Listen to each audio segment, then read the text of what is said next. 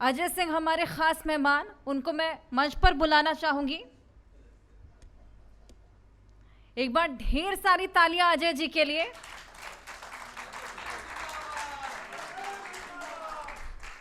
और इनसे बातचीत करने के लिए मैं बुलाना चाहूंगी उदय को और रितेश को। Over to you Ritesh. बिल्कुल।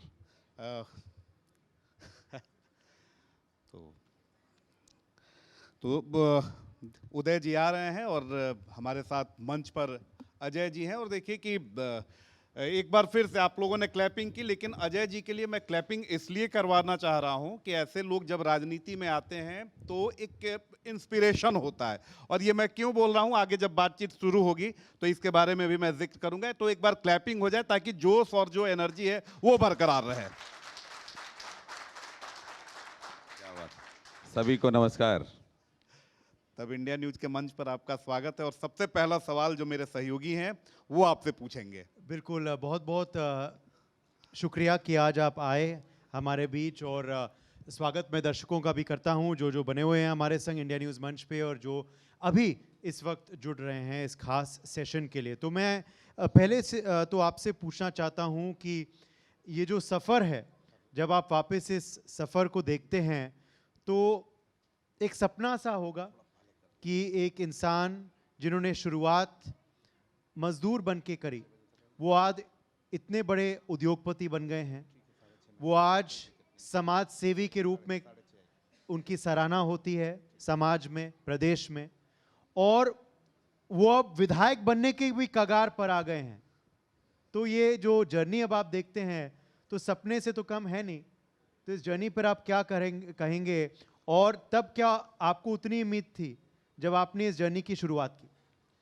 नहीं, मैं कहना चाहूँगा कि बिहार में हमेशा मजदूरों की बात होती है और आपने मजदूरी की बात की। तो हम बिहारी मजदूर नहीं हैं, हम मेहनत करने वाले लोग हैं और मेहनत के दम पर अपना देश के कोने कोने में खूंटा गाड़ते हैं। हम परचम लहराते हैं, हम कहीं भीख नहीं मांगते, मेहनत के रोटी खाते हैं। हम कोई भी काम करने में हमें गुरेज नहीं है, क्योंकि हम मेहनती लोग हैं। और हम कहीं जाते हैं तो अपने आशियाना बनाते हैं। लोग हमारे यहाँ आशियाना नहीं बनाता, लेकिन हम बिहारियों की खून में ही वो जज्बा है कि देश या विश्व किसी कोना में अब जाएंगे तो हमारे बिहारी अपने वहाँ खूंटा गाड़ के बैठे हुए हैं। तो कोई सपना नहीं है, एक मेहनत है, लगन से। हम आज भी सोचते हैं कि मैं जहाँ था वहीं हूँ। मैं मन से आज भी जो परिश्रम कर रहा हूँ। और कभी छोटा बड़ा मैं समझा नहीं कि मुझे विधायक बनना है, कभी राजनीति में जाना है, ऐसा कुछ नहीं है। क्योंकि जब हम बिहार से आते हैं और बिहार में रहते हैं, काम करते हैं, तो एक मन में भाव रहता है कि कैसे हम अपने भाइयों को, जो मैं तो मेहनत से आगे आया, एक लंबा सफ़र रहा, कैसे उनको आगे खींच के लाऊं और उन्हें भी सक्सेस करूं, उन्हें भी सफलता के रास्ते पर ले आऊं। ये मेरा प्रयास रहता है। तो ये अभी चूंकि लोग, जनता चाहता है कि आना है, तो भी जनता की मांग से ही होगा। बिल्कुल। अगला सवाल मेरा जो है वो दो भाग में बटा हुआ है। एक तो आपने अभी बिहार और बिहारी का जिक्र किया, तो बिहारी होने का महत्व आपके लिए क्या है? और दूसरा भाग आपके पट्टे से जुड़ा हुआ है, मैं देख पा रहा हूं कि जय श्री राम लिखा हुआ है वहां। तो सनातन का महत्व आपके लिए असल जिंदगी में क्या है? बिहारी होना और सनातनी होना। बिहारी होना हमारे लिए गर्व का विषय है, और गर्व से कहो हम बिहारी हैं। ये पूरा भारतवर्ष नहीं, पूरा विश्व गूंजता है। आप बिहारी, आप बॉम्बे में या लंदन में चले जाएं। मैं अभी कुछ दिन पहले लंदन गया था, तो मैंने वहाँ फेसबुक पर डाला कि कोई लंदन में मेरा बिहारी है क्या, मेरे भोजपुर का। मेरे पास 500 कॉल आए कि हम यहाँ लंदन में हैं बिहारी, हम हैं भोजपुरी। तो ये हमारे बिहारी की ताकत है। तो हम गर्व से कहते हैं कि हम बिहारी हैं और इसमें जरा सा गुरेज नहीं है। लोग जिसको कहना है कहते रहे। दूसरी बात, आपका सवाल था इसका, ये हम पूरे सनातनी, पूरे हिंदुस्तान, पूरे भारत, पूरे विश्व श्री राम के वंशज हैं, मेरा मानना है। तो भगवान श्री राम का मैं भक्त हूँ। और ये पट्टा जो है मेरे इस पर आज से नहीं, करीब 2019 से रहता है। वही गमछा है, कोई बदलाव नहीं है। ये माँ गंगा ने मुझे दिया था। इसकी पूरी कहानी है, कभी आप लंबे समय से बताएंगे। संक्षेप में बताना चाहेंगे? अब बताऊंगा। अगर ये गमछा मैं गंगा जी में जब बनारस में गया था तो मैं स्नान किया था, तो गमछा ये मेरे कंधे पे था उस समय। ये विंध्याचल से गमछा मेरे भतीजे लाया था, वहाँ चढ़ा हुआ था।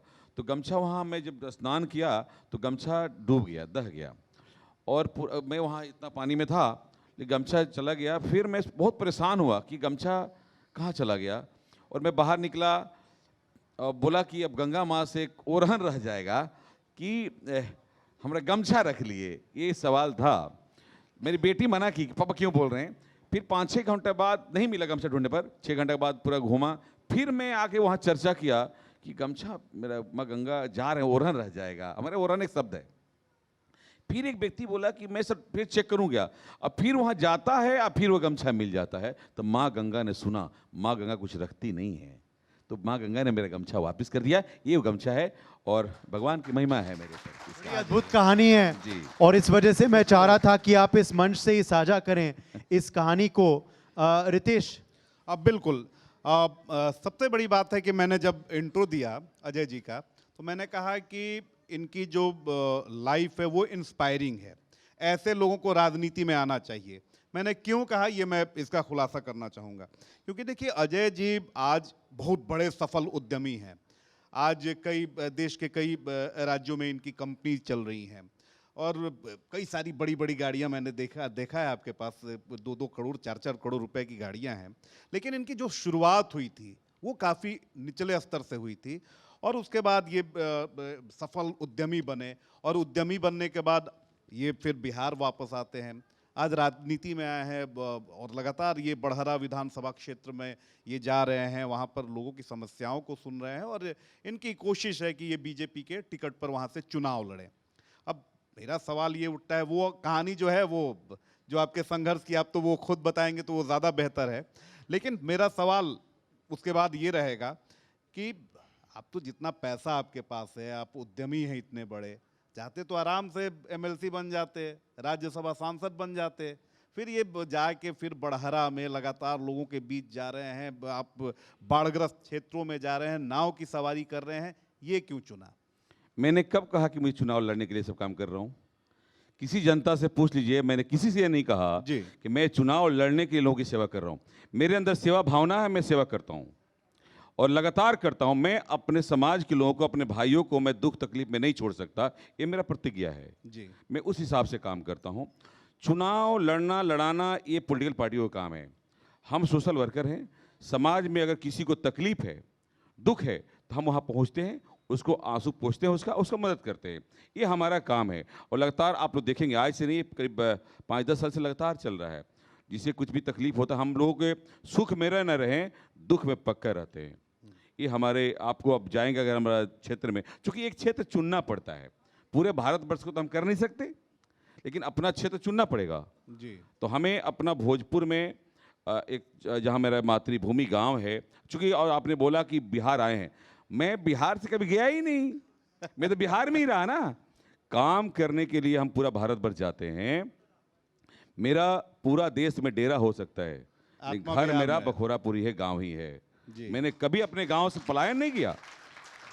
पूरे देश में ऑफिस हो सकता है, कार्यालय हो सकता है, काम कर सकते हैं। मैंने बोला जो आपके संघर्ष की कहानी है, देखिए कि बहुत सारे बच्चे हैं इसमें, बहुत सारे बच्चे जो हैं वो आने वाले समय में आप ही जैसे उद्यमी बनेंगे, बड़ी बड़ी हस्तियां वो बनेंगे, क्योंकि सब पढ़ाई कर रहे हैं, उनकी भी आशाएं हैं, उनके भी सपने हैं। तो जो संघर्ष वाली कहानी है, एक बार अगर आप खुद बोलेंगे तो ये सारे जो हैं वो काफ़ी बूस्टअप होंगे। नहीं, संघर्ष देखिए, कभी संघर्ष बोल के कुछ होता नहीं है।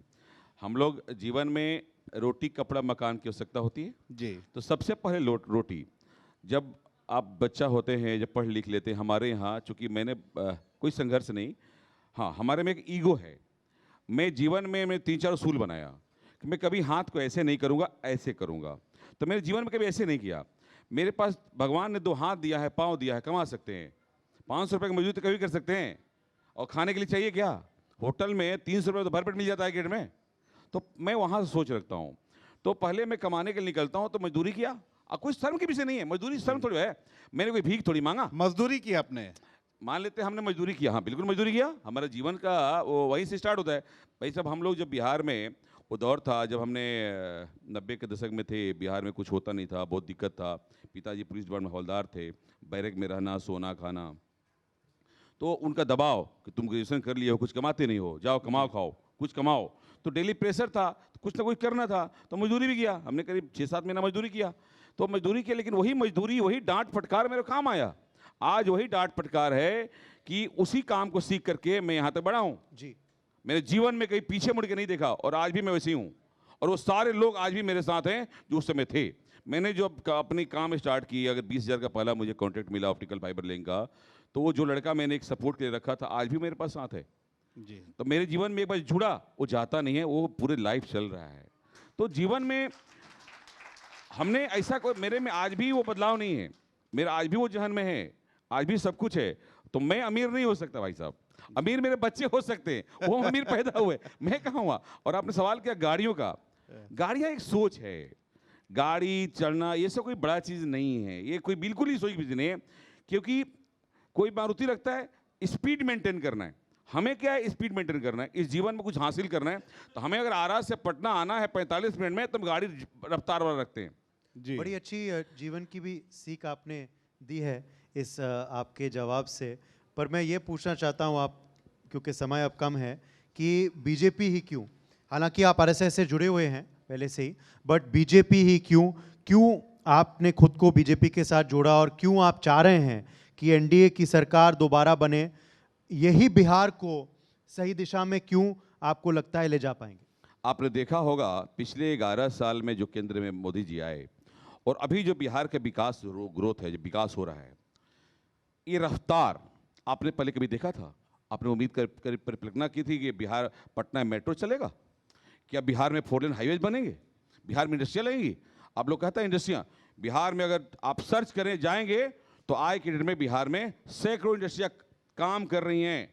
6 तो मेरी है, अब मैंने 3 साल में लगाया है। मेरे पास 4,000 लोग नौकरी करते हैं, वो बिहार में करते हैं, बिहार ही करते हैं। अब कोई बाहरी भी आए हैं, मेरा शौक था कि बाहरी लोग आए, तो बाहरी के कुछ लोग हम लोग जॉब दें यहाँ पे, तो हमारा ईगो सेटिस्फेक्शन होगा। वो हो रहा है सक्सेस। उल्टा मेरे यहाँ 3 मराठी काम करते हैं, क्योंकि मेरा मुंबई में भी कार्यालय रहा है, तो 3 मराठी मेरा बिहार में नौकरी करते हैं, इस क्षेत्रों में घूम रहे हैं। तो ये शौक था मेरा। अब बिहार बदल रहा है और बिहार बहुत आगे जा रहा है। आज पटना जो दिख रहा है, मेरिन ड्राइव देखिए, पटना देखिए, आप कल्पना कर सकते हैं, क्योंकि बिहार भी आज पूरे भारतवर्ष में उस स्थान पे होता जहां पंजाब है, महाराष्ट्र है, हरियाणा है, वहां होता। लेकिन पिछले 15 साल का एक काल था, तो हम जब आज़ादी के बाद जब हमारा राष्ट्र निर्माण हो रहा था, राज्य आगे बढ़ रहे थे, तो 15 साल का काल कम नहीं होता।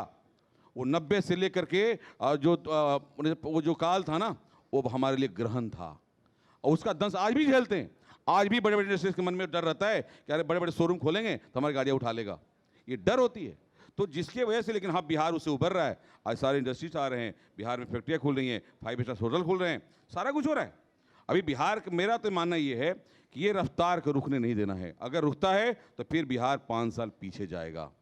हमें इसका समर्थन करना। लेकिन आप कह रहे हैं कि बिहार में इंडस्ट्रीज आ रही हैं, बिहार में माहौल बदल रहा है, 90 से 2005 का आपने जिक्र भी कर दिया।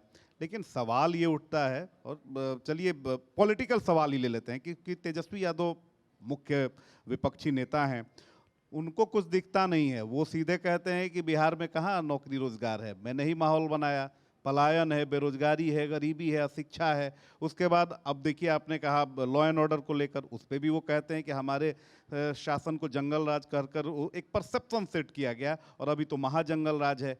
क्या कहेंगे? नहीं, अभी उस जंगल राज को जिसने देखा होगा तो वो प्रक्लेम नहीं। आज के समय में आप मेरिन ड्राइव पर रात के 12 बजे डांस कर रहे हैं। आज कौन डांस कर रहा है? तेजस्वी डांस कर रहे हैं ना जी। तो पहले कर सकते थे क्या? आज की स्थिति बदला हुआ है। अभी आप देखा होगा, आपने रील बन रहा था ना जी, रात के 12 बजे मेरिन ड्राइव जाइए, लोग घूम रहे हैं। क्या है कि 14 करोड़ की जनता है, और रही बात क्राइम का, अपराध का, तो अपराध तो हमेशा होते रहा है। जब युग में रामायण और राम थे, उसमें भी रावण पैदा हुआ था, तो आज भी है, उसमें भी अपहरण हुआ था। तो युग तो बदलते रहता है, लेकिन हाँ, हमें लॉ एंड ऑर्डर कंट्रोल करना होता है। आज जो व्यवस्था बना है, आज अगर कोई क्राइम करता है 24 घंटा में पकड़ा जाता है या शूट आउट हो जाता है। ये चीजें चल रही, ये लॉ एंड ऑर्डर का कमाल है। नीतीश कुमार जी ने जिस तरह से बिहार में एक विश्वास जमाया है, आज बच्चा बच्चा सब बोलता है। देखिए कोई भी काम करने के पीछे तुरंत एक दिन में काम नहीं हो जाएगा। सम्राट जी ने सपना देखा था 2014 में, जब नगर विकास मंत्री थे, मेट्रो चलाने के लिए। आज मेट्रो चालू हो गया। कोई परिकल्पना कर रहा था कि पटना में मेट्रो, अब मेट्रो आ गया। तो अब बिहार आगे बढ़ रहा है और बिहार के लोग बहुत भरोसा कर रहे हैं। लोग लाख बातें करें, आरजेडी के कांग्रेस के रैली में लोग जाते जरूर हैं 500 रुपये लेके, लेकिन माइक मीडिया सताता है तो बोलता है भाजपा तो हम फोटो तो भाजपा के दे आप ही लोग को चैनल से देखता हूं मैं, आप ही लोग रील देखता हूं तो दिखता है ना। तो क्या अंदर में लोगों की भाव है कि हमें क्या करना है। आप लाख भाई रोजगार दे रहे हैं, आप रैली लगाइए 500 रुपये दीजिए, हम आ जाएंगे, लेकिन जिसको वोट देना है वही देंगे। लोगों को दिख रहा है आज राम मंदिर बना 500 साल बाद, हमारा गौरव है देश का। तो क्या क्या चीज़ नहीं हो रहा है देश में, वो सारे चीज़ें हो रही है। देश को चाहिए। आज विश्व गुरु बन रहे हैं हमारे मोदी जी। अमेरिका भी सामने फिर झुक गया, मीम बन रहा है, मीम बन रहा है। आप देखिए नेपाल क्या कर रहा है कि मैं अगर मैं भारत के साथ अगर ऐसा नहीं करता तो आज मेरा ये दशा नहीं होता। अगर मैं ये नहीं कहता कि भगवान श्री राम बिहार में नहीं नेपाल में थे, भारत नेपाल में थे, तो मेरा दशा नहीं होता। कह रहा है ना, बिल्कुल। तो ये भारत की ताकत है और हमारे भारतीयों की ताकत है। तो हम बिहार को आगे देखना चाहते हैं और भारत को नंबर 1 राज्य में देखना चाहते हैं। और मुझे उम्मीद है कि अगले 5 सालों में, अभी बिहार की बारी है, बिहार तरक्की के रास्ते पर चल रहा है और बिहार 5 सालों में पूरा भारत का नंबर 1 राज्य बन के दिखाएगा। भारत ने आईएएस दिया, आईपीएस दिया, पुलिस प्रशासन में दिया, IIT दिया, और बिहार अपनी इंडस्ट्री भी देगा और बिहार नंबर 1 राज्य बनेगा, नंबर 1 राज्य बनेगा। क्या उदय, क्या कहेंगे? बिल्कुल। आखिर में अजय सिंह जी, बिहार क्या तो आपने भविष्य बता दिया अगले 5 साल में, आप अपना भविष्य क्या देखते हैं अगले 5 साल में? मैं तो सेवक हूँ, सेवा कर रहा हूँ। मेरा लोगों को रोजगार देना, नौकरियां देना, लोगों को समझाना कि आप नौकरी हासिल मत करिए, इंटरप्रेयर बनिए। मैं लोगों को बताते रहता हूँ ये काम है, ये काम कर लो, ये काम कर लो। सरकार पैसे दे रही है, पूंजी दे रही है, लोन दे रही है, मुफ्त पैसा दे रहा है उद्योग विभाग। आप कोई भी काम कर सकते हैं, रोजगार कर सकते हैं, कमाइए और खाइए, आप जिंदा रहिए, आगे बढ़ते रहिए। कोई बिहारी कहीं कमजोर नहीं है और बिहारी को कमजोर समझने की जरूरत नहीं है। पर आप सेवा करते रहेंगे उद्योगपति के नाते या विधायक के नाते? जो देखिए, मैं भारतीय जनता पार्टी से आता हूं। मैं अगर पार्टी मुझे कहती है कि आपको चुनाव लड़के आना है, जनता की ऐसे सेवा करना है, तो ऐसे भी सेवा करने तैयार हूं मैं। अगर मुझे पार्टी कहती है कि नहीं आपको क्षेत्र में काम करना है, काम करूंगा। मैं चुनाव लड़ने के लिए काम नहीं कर रहा, मैं जनसेवक हूं। चलिए, सेवा करते रहें। बहुत बहुत शुभकामनाएं आपको देते हैं। शुक्रिया हमारे संग जुड़ने के लिए। बहुत बहुत धन्यवाद। अजय जी, मैं आपसे दरख्वास्त करूंगी आप 2 मिनट मंच पर रहिए। राकेश जी, मैं आपको बुलाना चाहूंगी मंच पे।